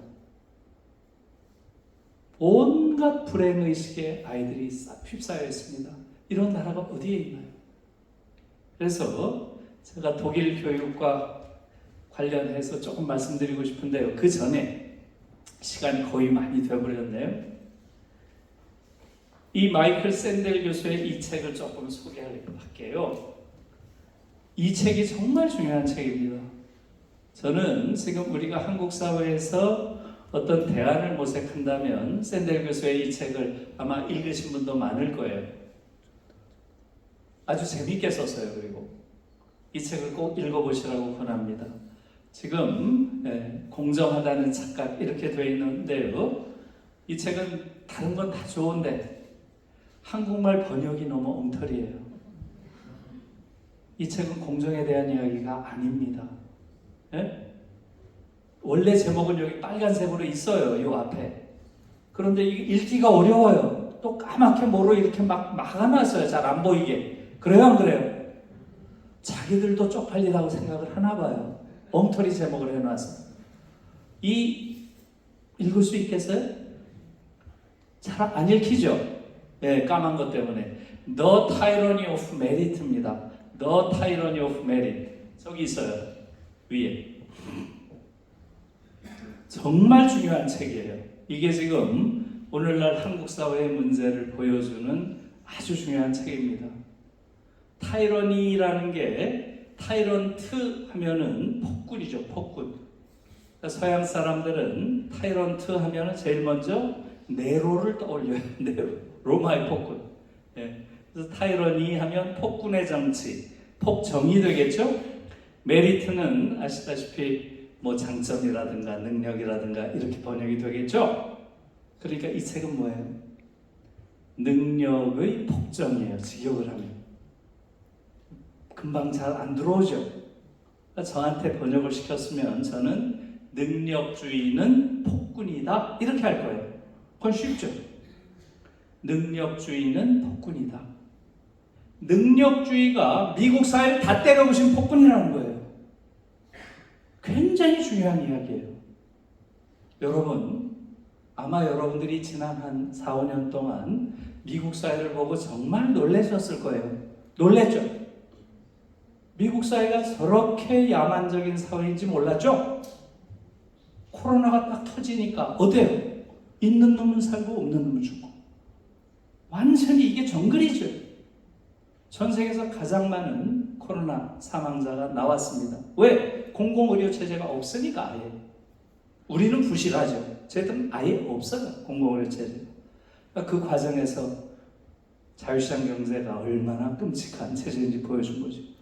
트럼프 환자가 나와서 어떻게 됐어요? 트럼프 지지자들이 국회의사당을 완전히 때려부시고 난동을 부리고 하는 걸 전 세계가 봤죠? 아니 저게 민주주의 모범국인가? 많은 사람들이 놀랐어요. 그 중에서 가장 놀란 사람이 누구겠어요? 마이클 샌델이죠. 저 사람이 하버드대 교수인데 정치학과 교수잖아요. 그러니까 샌델은 미국에서 벌어지는 이 야만 현상을 설명해내야 할 의무가 있는 거예요. 정책자로서. 그래서 쓴 책이 저 책입니다. 미국이 오늘날 이런 야만 사회가 된 근원에는 어떤 원인이 있는가? 바로 능력주의 경쟁교육이 있다는 거예요. 능력주의 경쟁교육이 미국 사회 다 때려부시는 폭군이다. 이게 결론입니다. 그래서 이 제목을 한 거예요. The Tyranny of Merit. 능력주의가 폭군이다. 이런 얘기죠. 이게 무슨 얘기일까요? 미국 사회를 지배하는 이 능력주의라고 하는 게 바로 두 가지 부류의 인간으로 미국을 완전히 갈라놨다는 거예요. 여기서 휴브리스란 말은 잘 안 쓰는 말이죠. 지금 잘 안 쓰는 말을 쓰고 있어요.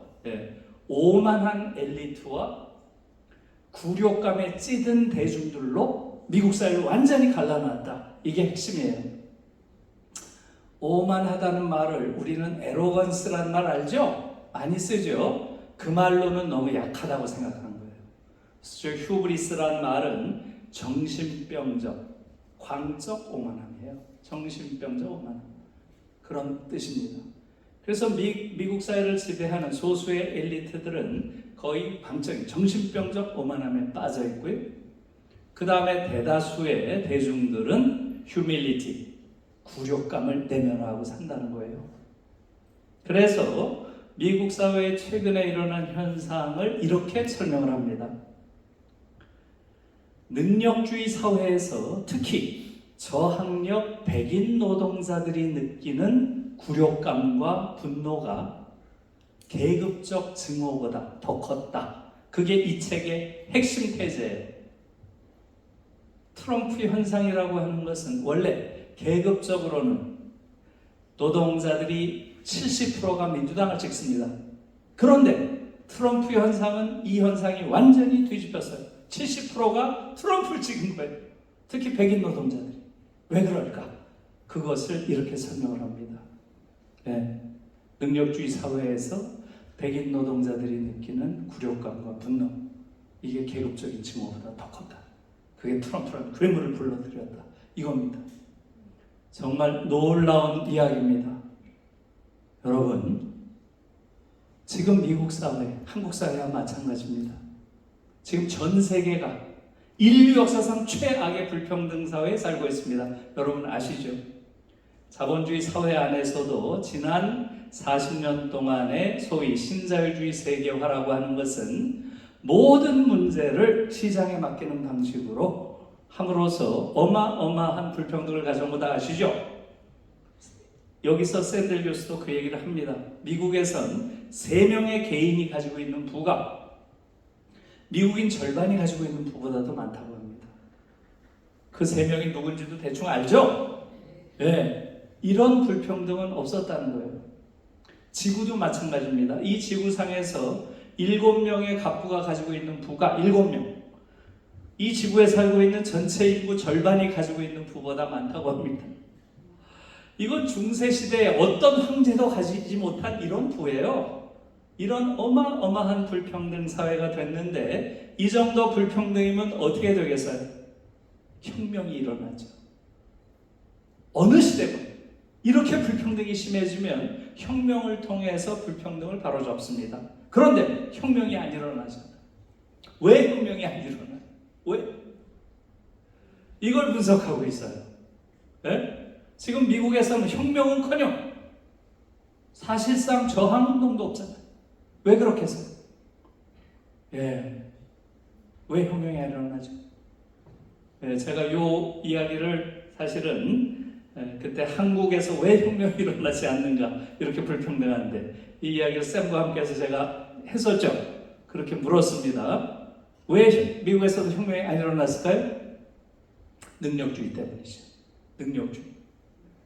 이 능력주의 이데올로기에 사람들이 완전히 포획되어 있기 때문에 자신들이 당하는 어마어마한 불평등 사회 속에서도 자신의 불행의 원인을 자본주의의 약탈적인 사회구조 속에서 찾지 않고 다 자기 자신에게서 찾는다는 거예요. 내가 모자라서, 내가 공부 못해서, 내가 너무 놀아서 모든 원인을 자기 자신에게서 찾고 그렇기 때문에 어떻게 한다는 거예요? 혁명을 도모하진 않고 자기 자신을 죽인다는 거죠. 놀라운 분석이에요. 저는 이 분석에서 많이 배웠습니다. 왜 한국 사회가 이렇게 자살률이 높은지, 그리고 왜 한국 사회가 이렇게 불평등한지, 그것의 연관관계를 지금 미국의 사례로 샌델 교수가 굉장히 잘 분석하고 있어요. 그것을 바로 샌델은 Death of Despair라는 개념으로 설명을 합니다. 절망사.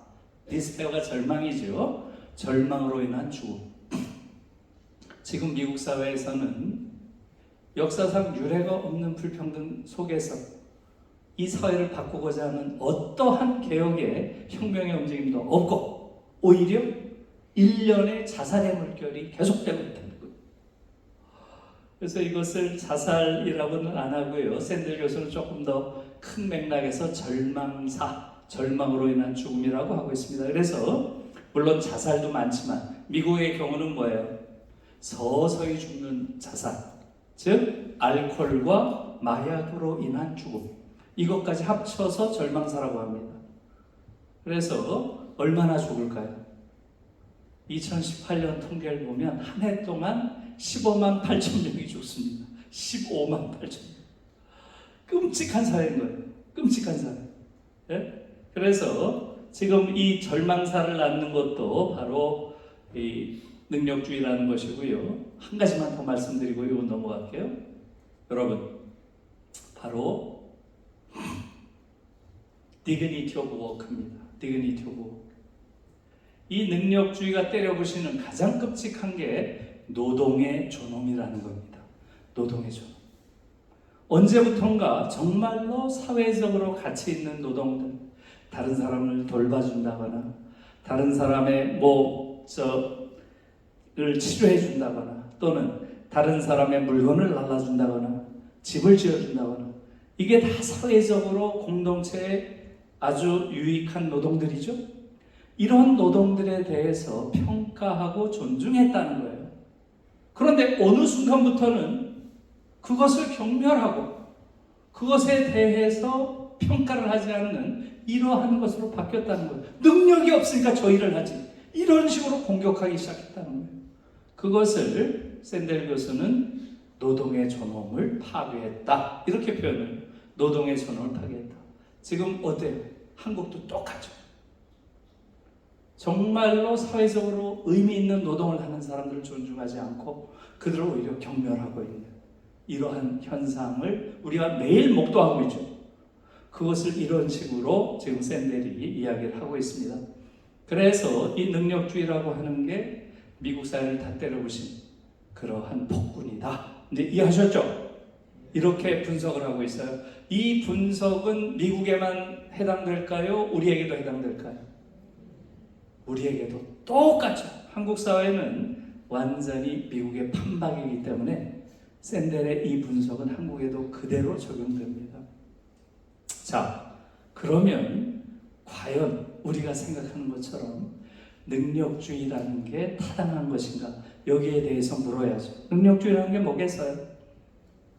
한 사람이 누리는 부와 권력은 그가 가진 능력, 즉 그의 노력과 재능에 따라서 분배된 것이다. 이렇게 묻는 것이죠. 그게 능력주의. 과연 그러냐는 거죠. 그걸 여기서 따지고 있습니다. 결국 능력주의에서 능력이라는 말은 학력으로 환원되죠. 어느 학교 나왔냐. 이게 지금 한국이랑 미국이랑 똑같습니다. 미국은 아이비리그죠. 하버드, 예일, 스탠포드, 프린스턴. 이 지금 명문 사립학교를 나온 아이들이 미국 사회를 완전히 지배하고 있습니다. 그러면 그 능력 있다고 하는 아이들이 정말 능력이 있는 아이들인지 한번 보자 하는 게 이 책이에요. 거기 들어온 아이들이 과연 어떤 아이들인가? 그걸 사회학적으로 분석하고 있습니다. 똑똑한 아이들이에요? 돈 많은 아이들이에요? 그걸 증명을 하고 있습니다. 아이비리그에 들어오는 아이들, 어떤 아이들이냐? 그걸 보고 있습니다.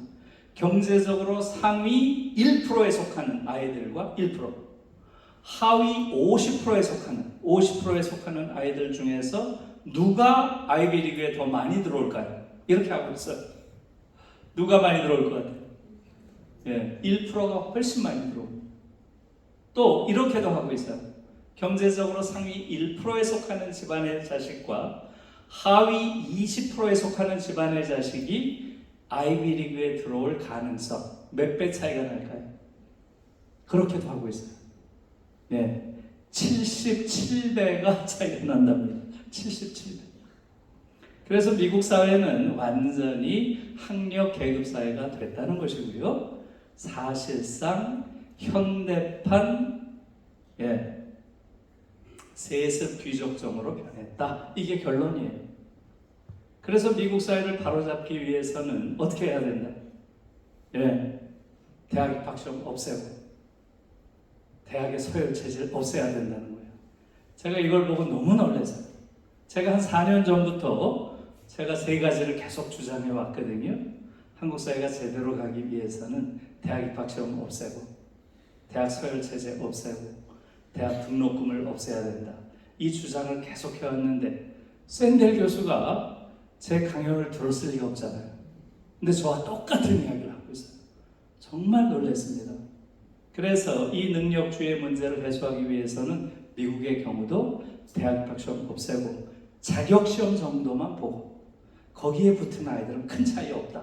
그러니 얘들은 추첨을 통해서 대학을 배정해주면 된다. 이것을 서열화시키는 것, 이것을 없애야 된다. 이렇게 주장을 하고 있습니다. 정말 놀라운, 저는 깜짝 놀랐어요. 그래서 샌들 교수의 이 책을 보고 제가 주장했던 것이 저는 미국에서조차 이러한 유럽식의 방향으로 가리라고는 예상 못했어요. 그러니까 이걸 보니까 이것이 이제는 일종의 시대정신이 아닌가 이런 생각을 해봤고요.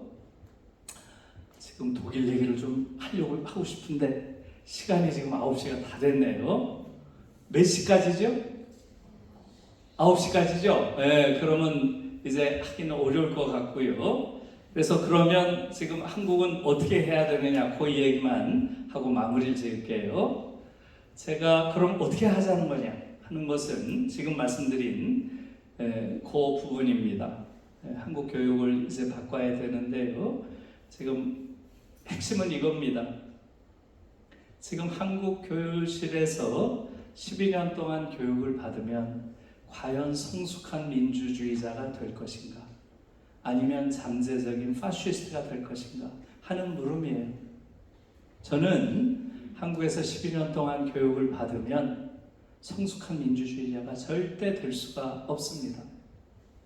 지금 젊은 세대가 점점 더 권위주의적 성격, 일종의 파시스트적 성격을 보이는 가장 중요한 이유는 잘못된 교육 때문입니다.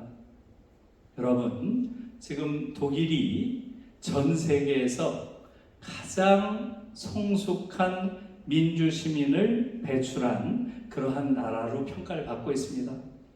이건 정말 놀라운 이야기예요. 지난 20세기에 인류에 대한 범죄를 저지른 나라가 독일 아닌가요? 1차 세계대전, 2차 세계대전, 홀로코스트, 아우슈비츠 이런 끔찍한 죄악을 저지른 그 독일이 오늘날 지구상에서 가장 성숙한 국가가 됐습니다. 최근에 나온 거의 모든 여론조사에서 The most admired country in the world, The most admired country in the world, 가장 존경할 만한 나라가 어디냐? 계속 독일이 1등입니다. 이것은 기적이에요. 그렇게 못된 짓을 저지른 그러한 독일이 오늘날 어떻게 이런 성숙한 민주주의 국가가 됐을까요? 바로 교육 때문이죠. 특히 이 교육에서 독일에서는 경쟁 교육은 야만이다 이렇게 하면서 경쟁 교육을 완전히 없애버렸습니다.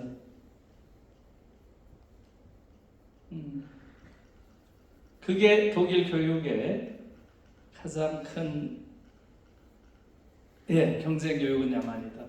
1970년에 교육 개혁을 하는데요. 여기서 경쟁 교육을 완전히 없애버렸습니다. 학교에 등수도 없고 석차도 없습니다. 학교 간의 경쟁도 없습니다. 대학 입학 시험도 없습니다. 고등학교 졸업시험만 봐요. 아까 제가 고등학교 졸업시험 아비투어 문제 아까 보여드렸죠? 이 아비투어는 90%가 붙습니다. 90%. 다 붙는 거예요. 그리고 이 아비투어에 붙으면 원하는 대학, 원하는 학과를 원하는 때에 갈 수 있게 다 열어놨어요. 여러분 생각해 보세요. 우리가 생각하는 교육과는 너무나 다른 교육이죠.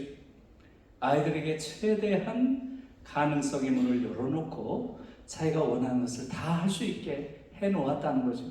그게 독일이라는 나라를 오늘날 이렇게 성숙한 국가로 만든 겁니다. 그에 반해서 한국은 지금 전 세계에서 가장 경쟁 교육이 심한 나라예요. 우리처럼 이렇게 경쟁 교육이 심한 나라는 없습니다. 지금 지난번에 프랑스의 르몽드지에서 한국 교육을 이렇게 평했어요. 한국의 학생들은 전 세계에서 가장 불행한 아이들이다. 왜냐하면 한국 교육은 가장 경쟁적이고 가장 고통을 주는 교육이기 때문이다. 이렇게 했어요. 그러니까 지금 우리는 독일과 적당히 다른 나라가 아니에요. 지금 요 전 세계에서 독일과 극단적으로 대척점에 서 있는 나라가 한국입니다. 독일은 경쟁교육을 가장 부정적으로 보는 나라고요. 한국은 경쟁교육을 가장 심하게 여전히 시키는 나라예요. 이게 지금 한국에서 한 조사입니다. 여기서 뭐 너무 분명하게 보이죠. 전쟁터라고 말하는 아이들이 무려 81%예요. 미국과 중국도 경쟁교육으로 악명이 높지만 묘하게도 딱 우리의 절반이죠. 40% 정도밖에 안 돼요. 그러니까 지금 우리처럼 이렇게 압도적으로 아이들을 경쟁교육 시키는 나라가 없습니다. 그래서 이런 교육으로 인해서 지금 한국인들은 사실상 이게 한국 사회의 모든 모습을 좀 보여준다고 봐요. 81%가 고등학교 시절을 전쟁터로 기억하고 있는 나라. 그 나라는 뭐예요? 전쟁터니까. 전쟁터에서 우리는 살아남은 서바이버, 생존자들이죠. 한국 사회는 일종의 생존자 사회입니다. 이 생존자들은 평생 전쟁 트라우마에 시달리죠. 한국인들은 다 전쟁 트라우마, 학창시절에 이러한 겪은 전쟁의 트라우마를 앓고 있는 사회고요. 그렇게 되니까 어떻게 되겠어요? 전쟁터니까 딱 두 부류의 인간밖에 없죠. 승자 아니면 패자죠. 승자들은 어때요? 승자들은 자신이 누리는 모든 부와 권력은 다 내가 잘나서 누리는 거예요. 내가 이 전쟁터에서 획득한 전리품이라고 생각해요. 그러니까 지금 한국 의사들이 보이는 태도 보세요. 어디 여기 들어오려고 그래? 아무도 못 들어. OECD 국가 중에서 의사 수가 가장 적은 나라가 지금 한국이에요. 근데도 못 들어오게 하잖아요. 판사, 검사, 변호사 똑같이 법률가들 수도 가장 적어요. 얘들은 다른 타인들을 배제하는 방식으로 특권의 성을 쌓고 있습니다. 이게 한국 사회예요. 99%의 아이들은 정말로 엄청난 열등감 속에서 살아가고 있습니다. 이런 나라가 어디에 있겠어요? 그래서 제가 어느 방송에서 요걸 한번 보여준 적이 있습니다. 그 자리에 다니엘 린데만이라고 여러분 혹시 아세요? TV에 많이 나온 독일 친구가 있어요. 그 친구가 나와서 제가 물어봤어요. 다니엘은 이 세 가지 중에서 고등학교 시절이 어떤 거였나요? 이렇게 물었어요. 지금 뭐라 그래요? 전 여기 없어요. 그럼 뭐였어요? 저에게 있어서 고등학교 시절은 하루하루가 파티였어요. 저는 사실은 그 당시에 울컥해서 말을 못하겠더라고요. 우리 아이들은 전쟁터에 있다는데 아무리 그래도 파티란 말을 하면 되겠어요. 이 친구가 참 센스가 없구나 그런 생각을 좀 했어요. 예, 이 독일 아이들이 고등학교 시절 일종의 파티다, 이 말은 과장이 아닙니다. 정말로 파티예요.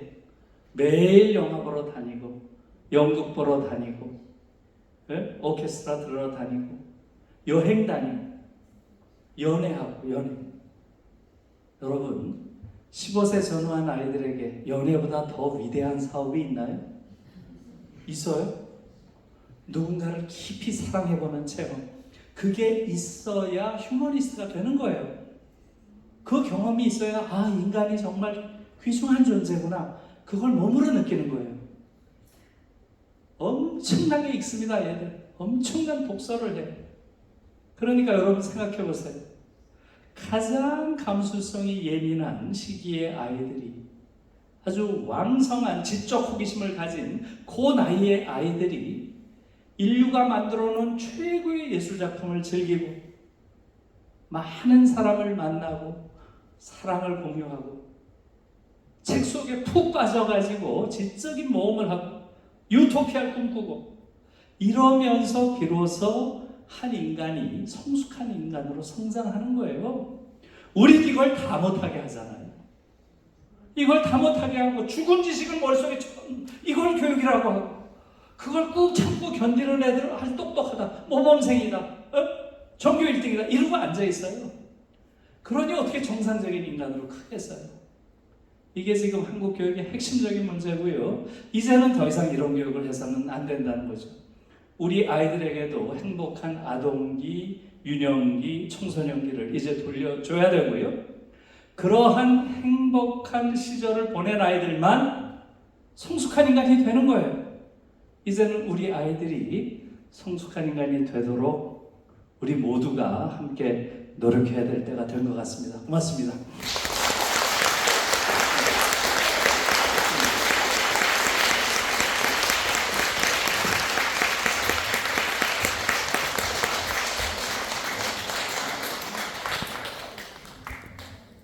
시간이 많이 됐는데